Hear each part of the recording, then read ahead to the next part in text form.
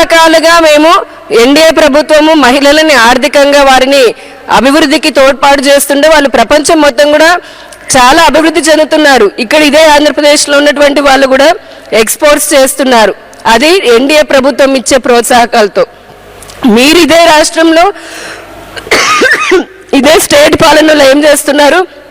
రాష్ట్రంలో ఉన్న 3 ఇండస్ట్రియల్ కారిడార్లలో 3 లక్షల మందికి ఉద్యోగాలు కల్పించే అవకాశం ఉన్నప్పటికీ 25 లక్షల కోట్ల పెట్టుబడులు వచ్చేటటువంటి అవకాశం ఉన్న ఈ రాష్ట్రంలో పచ్చళ్ళ దగ్గర నుంచి అన్నిట్లో కూడా ఆంధ్రప్రదేశ్ మహిళలు ప్రపంచవ్యాప్తంగా ఒక బ్రాండ్ అంబాసిడర్లుగా ఉన్నటువంటి ఈ రాష్ట్రంలో మహిళలని, స్వయం ఉపాధి ఉన్న మహిళలని వాళ్ళ చేతులు కాళ్ళు కట్టివేసి వారికి ఉన్న అవకాశాలను కూడా లాక్కొని వారిని ఏ విధంగా కూడా అభివృద్ధి చెందనీయకుండా చేస్తున్నారు. సంక్షేమం అంటారు. సంక్షేమం అంటే బాబోయ్ ఈ సంక్షేమం మాకొద్దు, మీరు ఈ రాష్ట్రం నుంచి వెళ్ళిపోండి చాలు అనే పరిస్థితికి వచ్చారు ఈ రోజున ప్రజలు. సంక్షేమం అందిస్తున్నాము నవరత్నాలు అన్నారు. అవి నవరత్నాలు కాదు, నవ మోసాలు. నవరత్నాలు కానే కాదు. ఏ ఒక్క రత్నము, ఒక మద్యపాన నిషేధము మీ నవరత్నాలు అతిపెద్ద రత్నం. ఆ రత్నానికి గండి కొట్టారు మీరు. ఈ ఆంధ్రప్రదేశ్ రాష్ట్రాన్ని, అన్నపూర్ణ లాంటి రాష్ట్రాన్ని నాసిరకం మద్యానికి, గంజాయికి, మాదక ద్రవ్యాలకి, డ్రగ్స్కి, వీటన్నిటికీ కూడా కేర్ ఆఫ్ అడ్రస్ లాగా చేసింది మీరు కాదా? మళ్ళీ విశ్వసనీయత గురించి మాట్లాడతారు. వైసీపీ అంటే విశ్వసనీయత, జగన్మోహన్ రెడ్డి అంటే విశ్వసనీయత అని. మీరు చేసేది విశ్వసనీయతకి మారు పేరు, విశ్వసనీయంగా ఉండేటటువంటి పాలన కాదు. విశ్వాసఘాతుకానికి అంబాసిడర్లు వైసీపీ నాయకులు. ఈ రోజున ఏది మీరు కొల్లగట్టుకోకుండా వదిలేశారు. కేంద్ర ప్రభుత్వము ఇల్లు ఇచ్చింది, మరుగుదొడ్లు ఇచ్చింది, ఇంటింటికి ఉచిత రేషన్ ఇచ్చింది, అంగన్వాడీలో పౌష్టికాహారానికి సంబంధించి గుడ్లు ఇచ్చింది, అలాగే సిమెంట్ రోడ్లు వేస్తుంది, ఇంట్లో బల్బుని ఇస్తోంది. ఏది చేస్తున్నా అన్ని 60 నుంచి 70% నిధులు కేంద్ర ప్రభుత్వం ఇస్తూ ఉంటే మీకు పాలన చాతగాక, అభివృద్ధి చేతగాక, సిగ్గు లేకుండా మళ్ళీ అంగన్వాడీలో ఇచ్చే పౌష్టికాహారంలో ఇచ్చే గుడ్డు పైన కూడా మీ స్టిక్కర్ వేసుకుంటున్నారు. ఇంతకంటే దరిద్రమైన పాలన ఎక్కడైనా ఉంటుందా? సొమ్ము ఒకటిది సోకొకటిది అని చెప్పని, అత్త సొమ్ము అల్లుడు దానం అని మీరు ఈ రాష్ట్రాన్ని అప్పుల పాలు చేసుకుంటూ రాష్ట్రంలో సంక్షేమం పేరిట పూర్తిగా రాష్ట్రాన్ని నాశనం చేశారు. ఇంకొక పక్క మహిళల గురించి చూద్దాము. ఆర్థికంగా మీరు చేసింది ఏమిటి? ఏమీ లేదు. చేయూత అన్నారు, డైరెక్ట్గా బ్యాంక్ అకౌంట్లో డబ్బులు వేస్తున్నామన్నారు.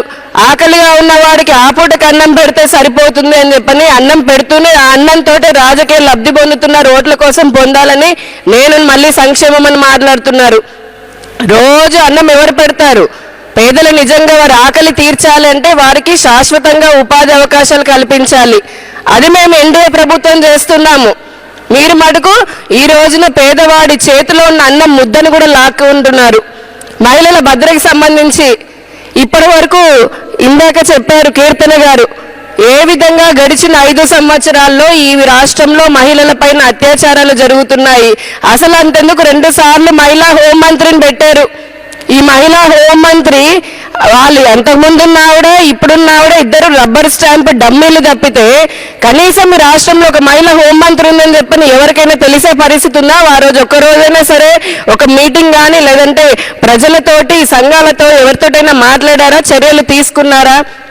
పోలీసు లాంటి వ్యవస్థలను కూడా, చాలా వ్యవస్థలని వారి చెప్పు చేతుల్లో పెట్టుకొని అక్రమంగా పరిపాలన చేస్తూ దోచుకుంటున్నారు. మేము అడుగుతున్నాం, ఇక్కడ మిస్సింగ్ అయినటువంటి కేసులు ఉన్నాయి, అఘాయిత్యాలు జరుగుతున్నటువంటి కేసులు ఉన్నాయి. ఎంతమందికి పోక్సో చట్టం కింద మీరు కేసులు నమోదు చేశారు?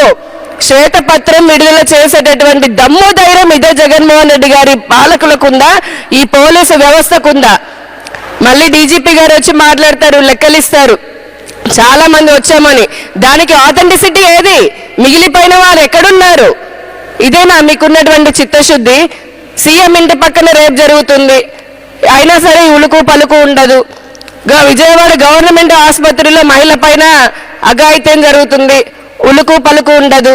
చిన్న పిల్లలు, కాలేజ్ అమ్మాయిలు పోతుంటే డ్రగ్ అడిక్ట్ అయిపోయి పిచ్చి రకం, నాసి రకం మందులు దాగి నడి రోడ్ల పైన ఈ రోజున రాత్రి 7 అయితే ఏ కాలనీ అయినా సరే, ఏ సందు చివరైనా చూడండి, అల్లరి మూకలు అక్కడ నించొని ఉంటున్నారు.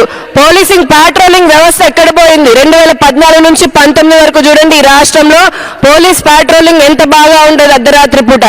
ఈ రోజు ఎక్కడ పోయింది మరి ఆ పాట్రోలింగ్ వ్యవస్థ? మీరు ఇచ్చి అమలు చేయనటువంటి ఆ మద్యపాన నిషేధం హామీ ఏదైతే ఉందో అది కారణం కాదా ఈ రోజున మహిళల పట్ల జరుగుతున్నటువంటి అఘాయిత్యాలకి? కాదని చెప్పేటటువంటి ధైర్యం ఉందా అండి మీ వైసీపీ ప్రభుత్వానికి?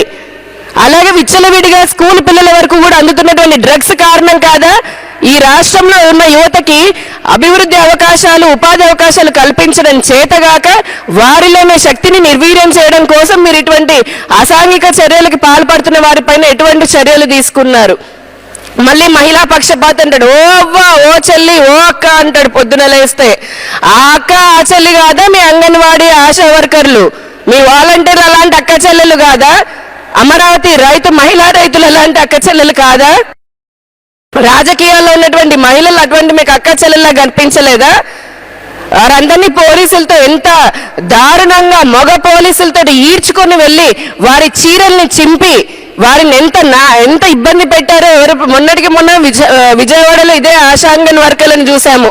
అత్యంత దారుణంగా చేశారు వారిని. ఆ తర్వాత మళ్ళీ వైసీపీతో ట్రోలింగ్ వేస్తారు. అంటే భద్రత అయిపోయింది ఈ రాష్ట్రంలో, మహిళలకు ఏమాత్రం భద్రత లేదు, ఆర్థికంగా వారి ఉపాధి అవకాశాలు అయిపోయినాయి. డ్వాక్రా సంఘాలకు సంబంధించి చూసుకుందాం. గడిచిన 10 సంవత్సరాలలో దేశవ్యాప్తంగా 1 కోటి మంది మహిళలని లఖ్పతీలు అంటే లక్షాధికారులను చేసింది ఎన్డీఏ ప్రభుత్వం. అందులో